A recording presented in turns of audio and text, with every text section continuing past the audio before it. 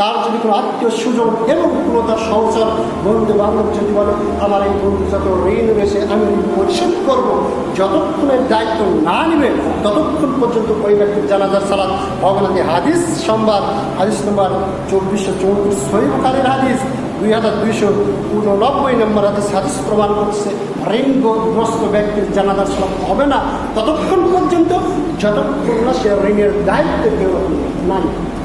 কত কঠিন বাক্য। তো ঋণ হয়তো অবশ্যই আপনার মুক্ত থাকার চেষ্টা করব। অবশ্যই আপনি একটু পরীক্ষা করে দেখবেন।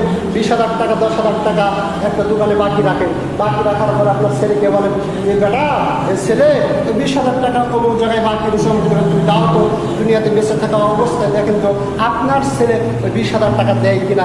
যদি না দেয় বুঝে নেবেন মৃত্যুর পরেও দিবে না, অথচ ওই ছেলের জন্য ওই সন্তানের জন্য আপনি ঋণগ্রস্ত, ওই পরিবারের জন্য আপনি ঋণগ্রস্ত।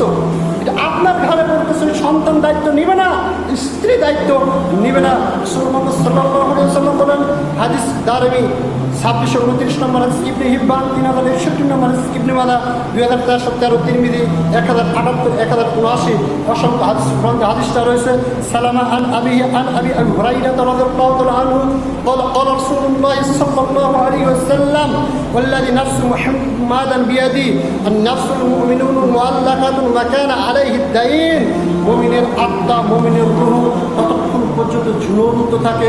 একজন মুমিন জান্নাতি মুমিন, জান্নাতি অবস্থায় সে মৃত্যুবরণ করেছে, অথচ ওই জান্নাতে প্রবেশ করতে পারতেছে না। তার রূহটা, তার আত্মাটা ঝুলন্ত অবস্থায় থাকে ততক্ষণ পর্যন্ত যতক্ষণ পর্যন্ত তার দুনিয়াতে কোনো ব্যক্তি, তার ওয়ারিশ ঋণ যতক্ষণ পর্যন্ত পরিশোধ না করবে ততক্ষণ পর্যন্ত একজন মুমিন বান্দা জান্নাতে যেতে পারবে না, বরং তার রূহ ঝোলানো অবস্থায়। কত কঠিন হাদিস, কখনো কি আমরা চিন্তা ভাবনা করি নাই? ঋণ পরিশোধ করা তো কতটাই জরুরি।